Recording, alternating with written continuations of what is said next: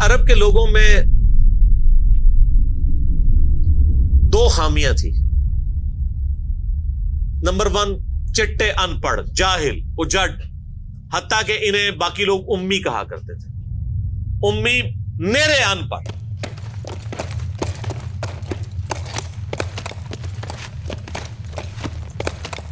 دوسری خامی تھی کہ یہ لوگ آپس میں لڑتے رہتے تھے، خاندانوں کے خاندان ختم ہو جاتے تھے. پانی پینے پلانے کے اوپر جھگڑا ہوا ہے تو 10 سال لڑائی ہو رہی ہے. یہ دو خامیاں تھیں. نمبر 1 چٹے ان پڑھ، نمبر 2 لڑاکو لیکن آپس میں. لیکن دو خوبیاں بھی تھیں. ایک خوبی یہ تھی کہ یہ ٹف ماحول کے عادی تھے، ریگستان کے رہنے والے، گرمیوں میں یعنی اتنے مشکل سفر کرنے والے، اونٹ کے اوپر مہینوں کے سفر، تھوڑا سا ساز و سامان کے ساتھ. اور دوسری خوبی یہ تھی کہ یہ جب کسی کو زبان دے دیتے تھے نا، پھر گردن ہی کٹتی تھی، پیچھے نہیں ہٹتے تھے، چاہے کسی دشمن کو بھی زبان دی ہے. اللہ نے ان کی یہ دو خوبیاں یوٹیلائز کر لی کہ زبان دی اللہ کے نبی علیہ السلام کو، انہوں نے جس نے دی، پھر گردن ہی کٹی ہے. اور دوسری خوبی کہ وہ ٹف ماحول کے عادی تھے لیکن لڑتے آپس میں تھے. اللہ تعالیٰ نے ان کی خامی کیسے پوری کی کہ ان کو ایک لیڈر ایسا دے دیا جس نے سارے قبائل کو ایک جھنڈے کے نیچے جمع کر دیا، اور جہالت کے لیے دور کرنے کے لیے ان کو ان کی زبان میں کتاب دے دی. اب جس نے سورہ بقرہ، سورہ نساء، سورہ مائدہ حفظ کی ہوئی ہے، اس کے سامنے کوئی کرسچن کا پادری، کیا یہودیوں کا پادری وہ بیٹھ سکتا تھا؟ جتنے ان کے دلائل تھے انہوں نے وہ زبانی یاد کیے ہوئے تھے. تو وہ لوگ جو اپنے آپ کو سمجھتے تھے کہ ہم بڑے علامہ ہیں اور یہ امی ہیں، ان امیوں نے ان کو علم میں بھی الٹ کے رکھ دیا صرف ایک قرآن کی وجہ سے. اور اللہ نے لیڈر دیا، سارے عرب قبائل جمع ہوئے. وہ عربی جو آپس میں لڑتے تھے انہوں نے کبھی یہ سوچا بھی نہیں تھا کہ اگر ہم ایک جھنڈے کے نیچے جمع ہو جائیں تو ہم دنیا کی سپر پاورز کو الٹ سکتے ہیں، رومن اور پرشین امپائر کو. اور دیکھیں سر پھر کیسے الٹا ہے انہوں نے. ود ان 17 ایئرز ہر چیز اڑا کے رکھ دی ہے. صدیوں کی سلطنتیں، لاکھوں کی ریزروڈ آرمیز رومن اور پرشینز کی پوری دنیا پہ حکومتیں کر رہی ہیں، جدید اسلحہ ہے. اور ادھر یہ بدو ہیں جن کے پاس اونٹ ہیں، گھوڑے ہیں، تلواریں ہیں. نہ منجنیق انہوں نے کبھی دیکھی، نہ ان کے پاس اس طرح کے ہاتھی بڑے بڑے جو پرشینز کے پاس تھے. بس چل پڑے، کلمہ پڑے اور نکل کھڑے ہوئے.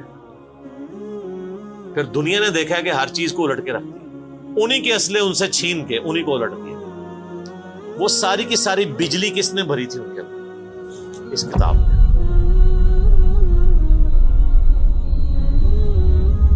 یہ کتاب تھی.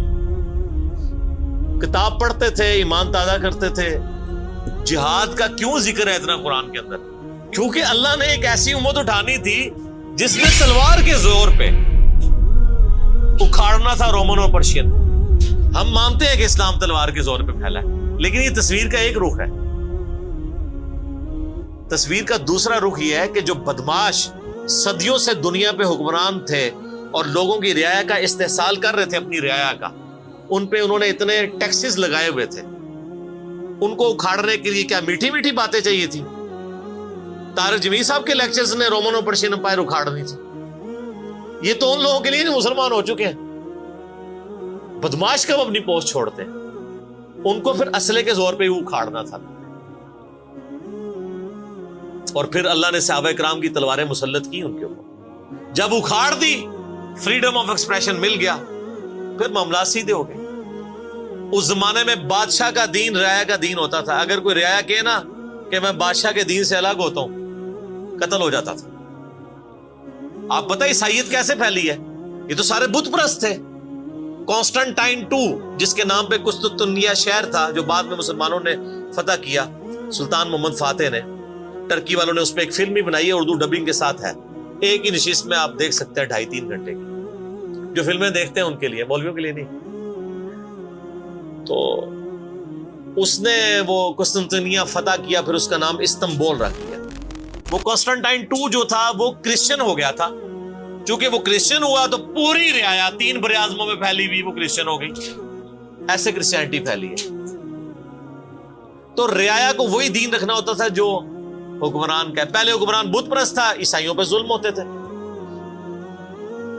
بعد میں جب حکمران ہی مسلمان ہو گیا، اس زمانے ظاہر عیسائیت اسلام کا ہی نام تھا، تو سارے پیچھے اس امام کے.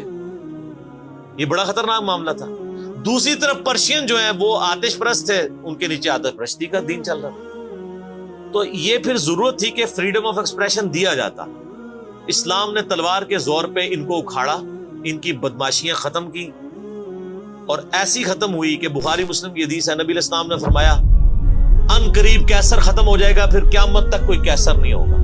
ہائے ہائے ہائے سر، یہ پروفیسیز اللہ کی تائید کے ساتھ ہی کوئی دے سکتا ہے.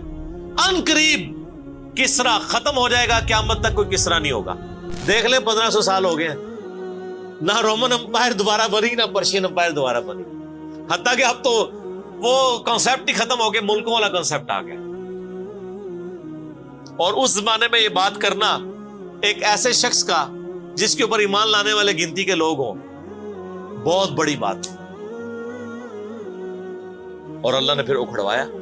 اور آج فریڈم آف ایکسپریشن ایسا ہے کہ آج تلاوت ہو رہی ہوتی ہے تو ٹرمپ بھی بیٹھ کے سن رہا ہوتا ہے. کیوں؟ حالانکہ وہ کرسچن ہے. فریڈم آف ایکسپریشن آ گیا. آپ جائیں امریکہ میں، آپ کسی مارکیٹ میں مسلح ڈال کے نماز پڑھیں، کوئی آپ کو منع نہیں کرے گا. الٹا آپ کے ساتھ سیلفیاں بنا رہے ہوں گے کہ یہ کیا ہو رہا ہے. تو پہلے کوئی سوچ سکتا تھا کہ فرعون کے سامنے کوئی نماز پڑھتا؟ جادوگروں نے ذرا سی بات کی، ایمان لے کے آئے تو میں تمہیں سولی دے دوں. تو یہ اسلام اس دور جدید کا خالق ہے. اور یہ دور جدید کو تخلیق جو اسلام نے دی ہے وہ قرآن کے ذریعے. ایک علامہ وحید الدین خان صاحب ہیں انڈیا کے، 90+ ان کی ایج ہے. انہوں نے کتاب لکھی ہے اسلام دور جدید کا خالق. اسی ٹاپک کو ایڈریس کی، کمال کی کتاب ہے وہ، اور پڑھنے سے تعلق رکھتی ہے. آپ گوگل سے اس کا PDF بھی ڈاؤن لوڈ کر سکتے ہیں، چھوٹی سی کتاب ہے. تو انگلش میں بھی ایک کتاب لکھی ہے گاڈ رائزز، خدا ابھرتا ہے. خدا پھر جو ابھرا ہے نا جی قرآن کے ذریعے. خدا کو تو خیر مخلوق کی ضرورت نہیں ہے، لیکن مخلوقات نے جو تماشا بنایا ہوا تھا نا، اس تماشے کو ہمیشہ کے لیے اللہ تعالیٰ نے اپنے پیغمبر امام اعظم سیدنا و مولانا محمد رسول اللہ صلی اللہ علیہ وآلہ وسلم کے ذریعے شرک کا خاتمہ کر کے قیامت تک کے لیے جو دین اسٹیبلش کیا اس کتاب کے ذریعے. اب یہ کتاب قیامت تک نبی علیہ السلام کا معجزہ ہے. یہ کتاب ہے سر جس نے دنیا پلٹ دی. اور یہ وہ کتاب ہے جو ہم صرف اپنی بچی کو جب رخصت کرنے لگتے ہیں نیچے سے گزارتے ہیں، ٹھیک ہے، اور چوم کے غلاف میں رکھ دیتے ہیں. اس سے زیادہ اس قرآن کو ہم کوئی اہمیت نہیں دیتے.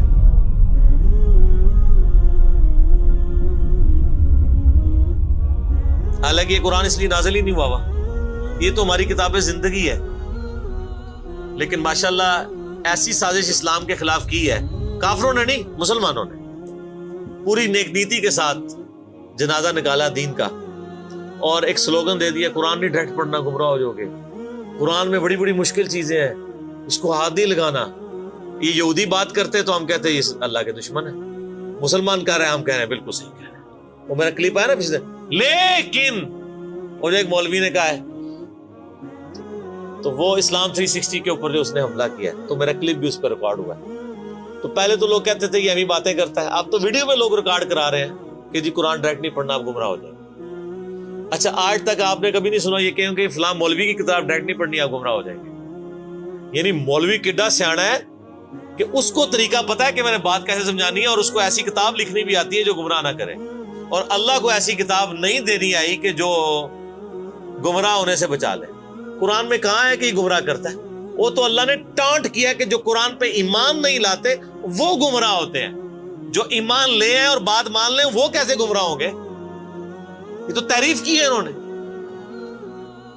تو اس کتاب نے جناب دنیا کی کایا کلب کی ہے، اور اس کا ٹیسٹ آپ تبھی فیل کر سکتے ہیں جب آپ عربی جانتے ہو تھوڑی بہت، یا پھر اگر آپ نے اردو میں ٹیسٹ لینا ہے تو آپ مولانا مودودی رحمہ اللہ کا ترجمہ پڑھیں، وہ اسی سوز و گداز کو ٹرانسلیٹ کرتا ہے اردو کے اندر۔ میں نے ابھی تک کسی اور بندے کے ترجمے کو نہیں دیکھا کہ جو ترجمے بڑے لوگوں نے کیا، احمد بریلوی صاحب نے، شریف تھانوی صاحب نے، ان دونوں کے ترجمے تو ویسے ہی وقت کے ساتھ ختم ہو گئے اس لحاظ سے کہ اس میں تو کئی الفاظ جو ہیں وہ پرانی اردو کے ہیں، ہمارے نئے بچوں کو تو سمجھ نہیں آتی یہ لکھا کیا ہوا ہے۔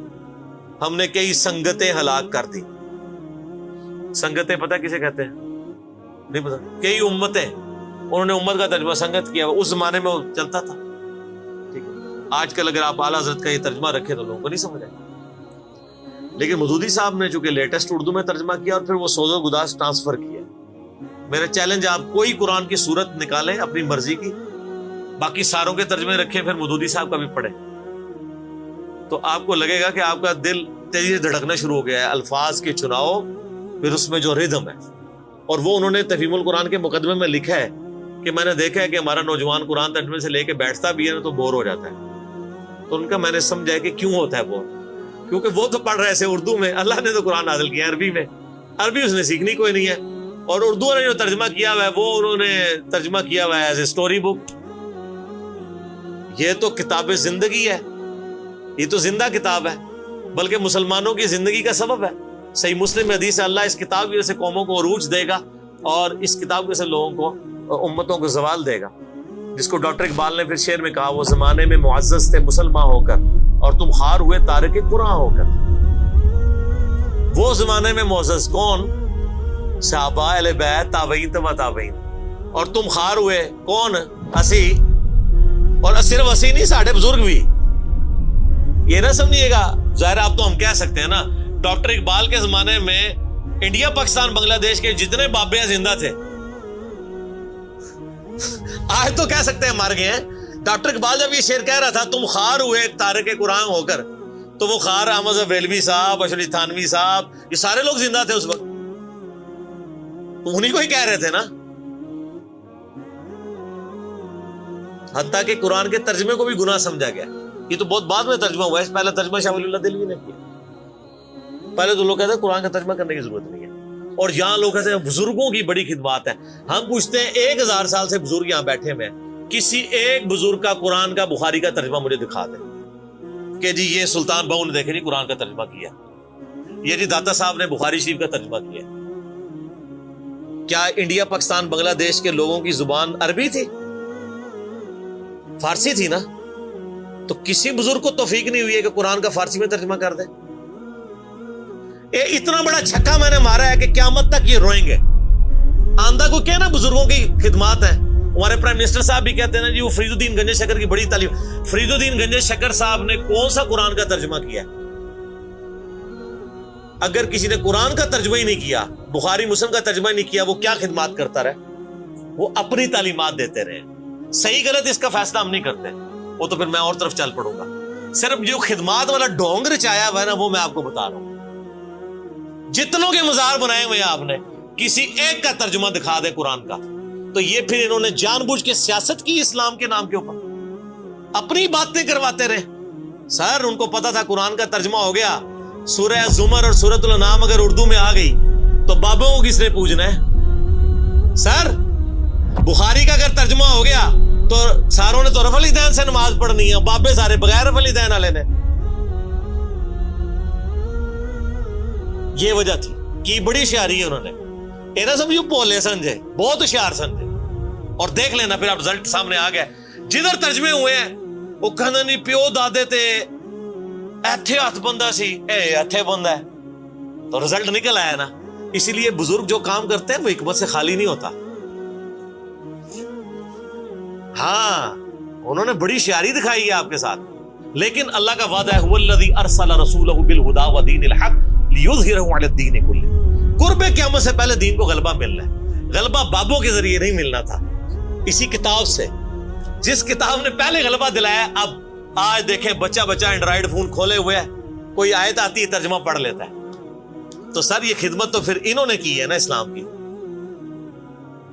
اچھا یہ اینڈرائڈ فون کس رحمت اللہ علیہ نے بنایا تھا؟ وہ کہتے ہیں بزرگ تے دنیا ہی کلپ کر دے نگاہ مار کے. وہ بزرگوں نو لے آؤ تے ٹھیپا موبائل نیچے چلا سکتے. آپ مجھے بتائیں میں کسی بزرگ کو قبر سے نکالوں اور اس کو کوئی موبائل چلا لے گا؟ آپ کا بچہ چلا لیتا ہے. اور کسی کا اگر اتنا ایمان ہے نا بزرگوں کے اوپر, تو آج والے بزرگوں پہ بھی ہے. تو میں نے ان کو بڑی دفعہ مشورہ دیا ہے کہ بزرگ جو جناب دنیا چلا رہے ہیں, تو میں ان کو کہتا ہوں آپ کو بزرگوں کے ساتھ جہاز پہ بٹھاتے ہیں. جب 10 کلومیٹر ہائٹ پہ پہنچ جاتا ہے یہ بوئنگ جہاز, جب پہنچے تو ہم پائلٹ کو کہے تو تے پائی بسم اللہ پڑھ کے تے پیراشوٹ نال کود جا. ہوں بزرگ چلان تے جہاز لینڈ کران, وہ کتنے لینڈ ہوئے گا جہاز؟ بزرگاں دے مرید بھی اس جہاز ہی نیچے بیٹھ لگے. جہاں تمہیں کہتے ہیں بزرگ دنیا چلا رہے ہیں, ان کو بھی پتا ہے جہاز کو نہیں لینڈ ہونا. اور جو جہاز نہیں لینڈ کرا سکتا, میں کہتا ہوں کسی بزرگ کو آپ لا کے جہاز کے کاکپٹ میں بھی بٹھا دینا, وہ نہیں لینڈ کرا سکتا. ہاں لینڈ کرائے گا اگلے جہاں جا کے, وہ بھی وہ نہیں کرائے گا, خود ہی ہوئے گا. سب کہانی ہے, کہانیوں کا دور ختم ہو چکا, کیونکہ اب ایک نعرہ عام ہے. کون سا؟ کہ نہ میں وابی نہ میں بابی, میں ہوں مسلم علمی کتابی. تو یہ علمی کتابی جب ہم کہتے ہیں تو وہ علم کون سا علم ہوتا ہے, وہ کتاب کون سی کتاب ہوتی ہے؟ یہ اللہ کی کتاب جس پہ ہم بات کر رہے ہیں. تو آپ دیکھیں میں نے اس پہ بھی 30-35 منٹ لگ گئے. اب آپ آ جائیں سورہ النبا.